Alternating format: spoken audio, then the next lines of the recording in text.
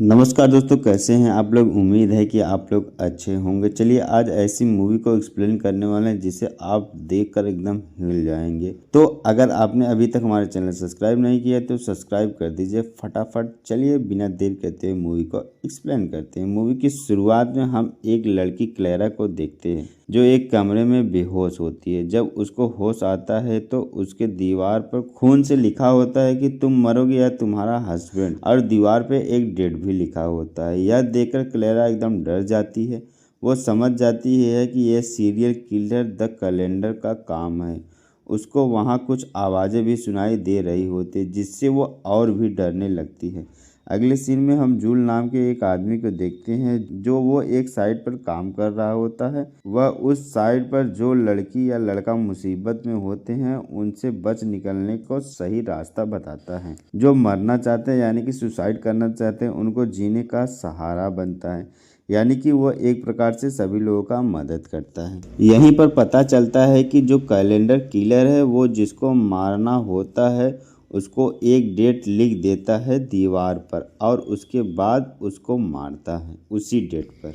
तभी जूल के मोबाइल पर एक लड़की का कॉल आता है। वो कहती है कि कुछ लड़के मेरा पीछा कर रहे हैं, मेरी मदद करिए। तो जूल कहता है कि तुम सबसे पहले मार्केट की तरफ जाओ और रास्ते में अगर कोई भी गाड़ी मिले तो उस पर हाथ रख देना ताकि वो लोग समझे कि ये गाड़ी तुम्हारी है। तो वो लड़की वैसा ही करती है। तो उसको पीछा कर रहे लड़के वहाँ से चले जाते हैं। वो लड़की बच जाती है। वो लड़की जूल को थैंक यू बोलती है। अगले सीन में जूल टीवी चालू करता है तो उसके टीवी पे बार बार एक ही न्यूज दिखा रहा होता है, सीरियल किलर द कैलेंडर के बारे में। तो जूल समझ जाता है कि यह सीरियल किलर बहुत ही खतरनाक है। जूल टीवी बंद करता है। उसके बाद जूल अपने कमरे में जाता है तो वहाँ पर उसकी बेटी होती है जो काफी दिन से बीमार पड़ी होती है। तभी उसके मोबाइल पर फिर से बेल बजती है। तो जब वो कॉल उठाता है तो पता चलता है यह कोई और नहीं क्लेरा कॉल की होती है। तो जूल कहता है कि बताइए मैं आपकी क्या मदद कर सकता हूँ। तो क्लेरा कहती है कि आप मेरी मदद नहीं कर सकते। तो जूल कहता है कि क्यों। क्लेरा कहती है कि मेरे पीछे कैलेंडर किलर पड़ा हुआ है। वो एक डेट दिया है, उस डेट पे वो मुझे मार देगा और इसलिए मैं मरना चाहती हूँ, जीना नहीं चाहती। और साथ ही साथ मेरे पति ने मेरे साथ जो किया उसके लिए तो मैं एकदम जीना नहीं चाहता। तो जुल कहता है कि आप सबसे पहले जाके अपनी कंप्लेंट पुलिस स्टेशन में करिए। तो क्लेरा कहते हैं कि पुलिस भी इस बात पे भरोसा नहीं करेगी। जुल कहता है कि आप अपने पति से कहिए। तो वो कहती है कि पति से मैं इस बात को कह ही नहीं सकती। यह सब बात करते हुए जुल अपने कमरे में जाता है जहाँ पर उसकी बेटी सोई होती है, क्योंकि उसको लगता है कि उसकी बेटी के पास कोई आया हुआ है। लेकिन जब वो जाकर देखता है तो वो दिखाई नहीं देती। तभी अगले सीन में एक बूढ़े आदमी को दिखाया जाता है जो कैलेंडर किलर का फोटो लिया होता है, जो डेट लिखता है कैलेंडर किलर। तो ऐसा लगता है कि यही सीरियल किलर कैलेंडर है, लेकिन आपको आगे पता चलेगा कि सीरियल किलर कैलेंडर कौन है। तो आप मूवी के अंत तक बने रहिएगा क्योंकि इसका सस्पेंस बहुत ही खतरनाक है। तो आप वीडियो को बिल्कुल भी स्किप मत करिएगा, नहीं तो आपको पूरी तरह से मूवी का एक्सप्लेनेशन समझ नहीं पाएंगे। तो चलिए कहानी को आगे बढ़ाते हैं। क्लेरा जूल से कहती है कि मैं अपने ज़िंदगी से एकदम तंग आ गया हूँ, मुझे मरना है और उसके अलावा मुझे कुछ नहीं करना है। तो जूल कहता है कि आखिर में आपको हुआ क्या है। तो क्लेरा कहती है कि मेरा हस्बैंड मुझे बहुत मारता है, बहुत पीटता है। आज रात में मुझे डिनर पर लेकर गया और मुझे वहाँ पर डर ही लग रहा था कि कहीं ऐसा ना हो कि इस पार्टी में मुझे मारना शुरू कर दे। लेकिन वो ऐसा नहीं करता। वो सभी अपने दोस्तों को बुलाया हुआ होता है, सभी लोग पार्टी का एंजॉय कर रहे होते हैं, सभी लोग ड्रिंक किए होते हैं। तो मेरा पति ड्रिंक करने के बाद एकदम लुंड हो जाता है। वो जाता है मेरे साथ शारीरिक संबंध बनाता है और साथ ही साथ मार्टिन अपने दोस्तों को भी भेज देता है मेरे साथ गलत काम करने के लिए। इसलिए मैं अपने ज़िंदगी से एकदम तंग आ गया हूँ, मैं मरना चाहती हूँ। वो एक गाड़ी में बैठ जाती है और साइलेंसर में एक पाइप लगा के गाड़ी में डाल देती है ताकि वो गाड़ी स्टार्ट करे और धुआं गाड़ी में रह जाए, जिससे दम घुट के वो मर जाए। लेकिन जूल बार बार मना कर रहा था कि ऐसा मत करो, ऐसा मत करो। क्लेरा गाड़ी स्टार्ट कर देती है। वो अपने हस्बैंड के बारे में सोचने लगती है। तभी उसको याद आता है कि अगर मैं मर जाऊंगी तो मेरी बेटी का क्या होगा। तो इसलिए वो गाड़ी को बंद कर देती है और उस गाड़ी से निकल जाती है। क्लैरा कहती है मैं तुम्हारे कहने से सुसाइड कैंसिल नहीं किया, मुझे अपनी बेटी का ख्याल रखना इसलिए मैं सुसाइड को कैंसिल किया हूँ। तभी जूल के पास उसके डैड कॉल करते हैं। तब जूल कहता है कि डैड मेरी एक हेल्प कर दीजिए। तो उसके डैड कहते हैं बोलो। तो जूल कहता है कि मैं आपको एक एड्रेस मैसेज कर रहा हूँ, वहाँ पर जाइए, देखिए वो लड़की कैसी है। वो सुसाइड करने वाली थी लेकिन आप जाकर देखिए उसकी हालत कैसी है। तो उसके डैड कहते हैं ठीक है। क्लैरा अपने रूम में चली जाती है। क्लैरा फिर से जूल के पास कॉल करती है। क्लैरा कहती है कि अब मैं एकदम ठीक हूँ, मैं अपनी बेटी के लिए जीना चाहती हूँ। तो जूल कहता है कि आखिर औरतें क्यों इतना जुल्म सहती हैं। तो क्लैरा कहती है कि औरतों का मेन प्रॉब्लम होता है कि उसके बच्चे, वो अपने बच्चे के लिए जीना चाहती, साथ ही साथ उसके फाइनेंशियल कंडीशन सही नहीं होती है, जिसकी वजह से मर्द अपने धौंस जमाते हैं औरतों के ऊपर, इसलिए औरतें सब कुछ सहती हैं। तो जूल क्लैरा से अपनी भी कहानी शेयर करता है। वो बताता है मेरी बीवी भी मारी गई, मेरी बीवी का दिमागी कंडीशन सही नहीं था, वो एक दिन बाथरूम में दरवाजा बंद कर लेती है, उसके बाद अपनी नस काट लेती है। लास्ट में जो मरते मरते वो दरवाजा खोलना चाहती थी लेकिन वो दरवाजा नहीं खुलता। और उस टाइम मैं ऑफिस में था, जब शाम हुआ तो घर पे आया, देखा मेरी बीवी का लाश पड़ा हुआ था, जिससे मुझे बहुत दुख हुआ, लेकिन अब मैं अपनी बेटी के साथ रहता हूँ। तभी जूल के रूम से एक चाकू गायब हो जाता है। तो क्लैरा के कॉल होल्ड करके वो जाता है अपनी बेटी के पास देखने के लिए, कहीं ऐसा नहीं तो कोई आदमी आ गया है, लेकिन वहां जाकर कुछ नहीं दिखाई देता। इधर क्लैरा के रूम में भी अजीब गरीब सी हरकत हो रही होती है। उसकी टीवी ऑटोमेटिक ऑन हो जाती है, विंडो से आवाज आने लगती है। क्लैरा कांच पर जब देखती है तो वही डेट लिखा होता है जिस डेट पे उसको धमकी मिली थी। इधर जूल के डैड क्लैरा के घर के लिए निकल देते हैं। ये वही होते हैं जो कैलेंडर क्लियर का पिक्चर लिए हुए होते हैं।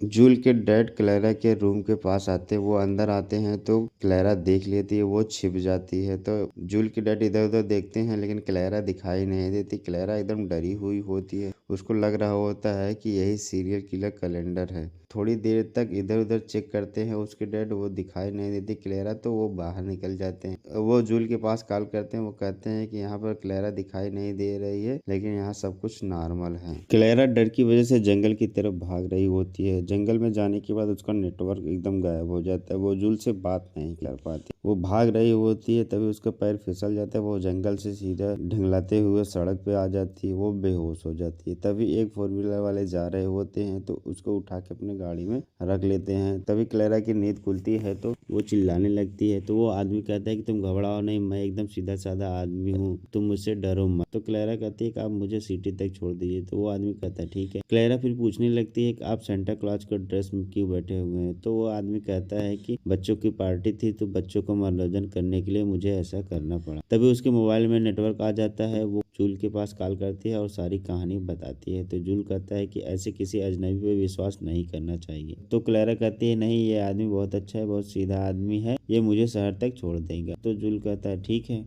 इधर क्लैरा का हस्बैंड अपने कमरे में आता है तो देखता है कि वहां पर क्लैरा नहीं होती, उसको बहुत गुस्सा आता है। लेकिन जब वो देखता है कि पैरों के निशान जंगल की तरफ जा रहे हैं तो वो समझ जाता है कि क्लैरा जंगल की तरफ गई। वो अपना गाड़ी निकालता है और सीधा जंगल की तरफ निकल देता है। यह सब सीन जूल के पिता देख रहे होते हैं, वो भी समझ जाते हैं कुछ न कुछ जरूर गड़बड़ है, वो भी उसका पीछा करने लगते हैं। क्लैरा उस आदमी से सिगरेट मांगती है तो वो आदमी कहता है पीछे वाले सीट बैग में है। तो क्लैरा जब वहाँ खोजती है तो वहाँ पर एक इलेक्ट्रिक शॉट गन मिलता है, जिससे क्लैरा डर जाती है। तो वो आदमी कहती है कि डरो मत, ये अपने सेफ्टी के लिए रखता हूँ। तो क्लैरा कहती है ठीक है। तभी आगे से मार्टिन आ जाता है, उसकी गाड़ी रोक देता है और उस आदमी को मारने लगता है, बहुत जबरदस्त उसको पीटता है। क्लैरा रोकती है कि इसे मत मारो, ये मेरी मदद कर रहा था, लेकिन वो एक भी नहीं सुनता, उसको मारता है। तो क्लैरा उसको जैसे तैसे करके उसके अपने गाड़ी में बैठा देता है उस आदमी को। क्लैरा कहती है मुझे माफ कर दो,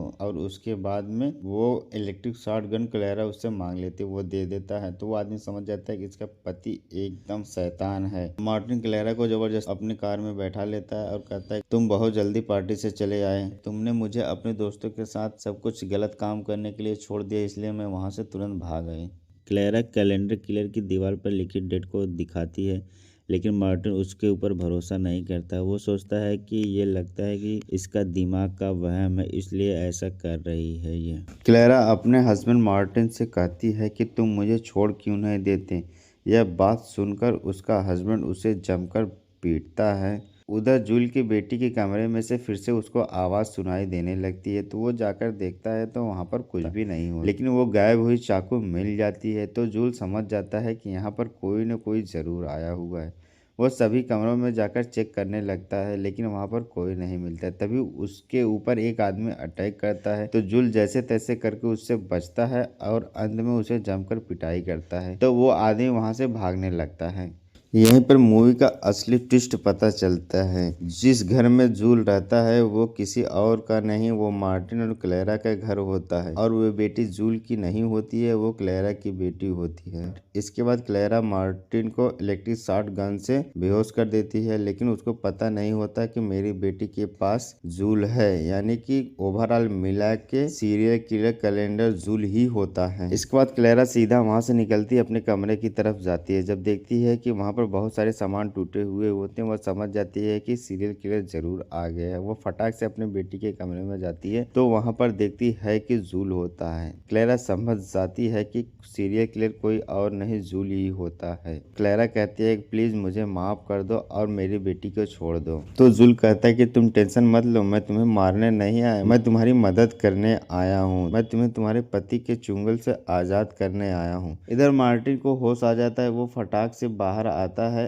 और अपने कमरे की तरफ निकल देता है। मार्टिन जब कमरे में जाता है तो क्लेरा और जूल को देखता है। तो फटाक से जूल के ऊपर अटैक करता है, लेकिन जूल उसे एक ही बार में मार गिराता है। जूल के पिता उसके कमरे के आसपास घूम रहे होते हैं। जब वह देखते हैं कि ये लोग आपस में लड़ रहे होते हैं तो वो समझ जाते हैं कि सीरियल किलर कोई और नहीं, मेरा बेटा ही है।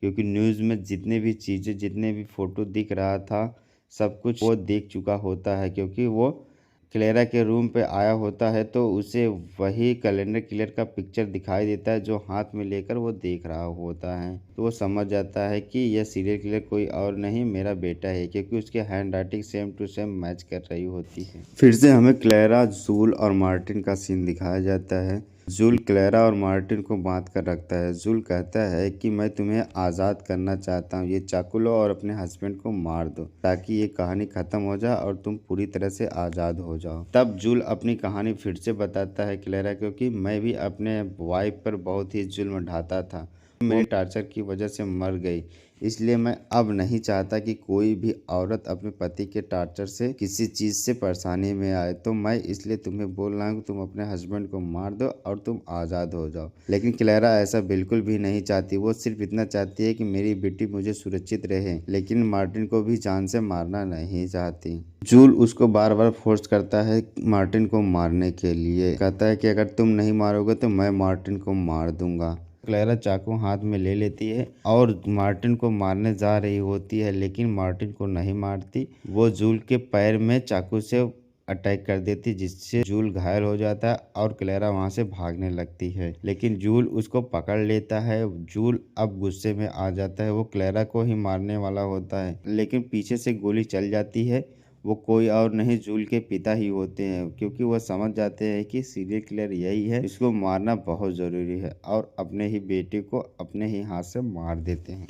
अब क्लेरा, मार्टिन और उसकी बेटी सेफ होती हैं। क्लेरा फटाक से जाते अपने बेटी को गले लगाती है। सीन कट होता है, एक मीटिंग होता है। मीटिंग में मार्टिन वहाँ का लीडर होता है। सभी लोग उसको बहुत बड़े लीडर मानते हैं, लेकिन क्लेरा उस मीटिंग के दौरान एक ऑडियो चालू कर देती है, जिससे सभी लोग सुनकर दंग रह जाते हैं। क्योंकि वह ऑडियो यह थी कि जब मार्टिन क्लेरा को मार रहा होता है तो वो मोबाइल से ऑडियो रिकॉर्ड कर लेती है, जिससे सब लोग एकदम शॉक्ड हो जाते हैं। वो सोचते हैं कि मार्टिन ऐसा कर नहीं सकता, लेकिन वो अपनी बीवी को इतना जुल्म ढाता है, जिससे वो लोग उसको बहुत बुरा कहने लगते हैं मार्टिन को। इसके बाद पुलिस आती है, फटाक से मार्टिन को गिरफ्तार कर लेती है और इन दोनों के बीच में केस शुरू हो जाता है।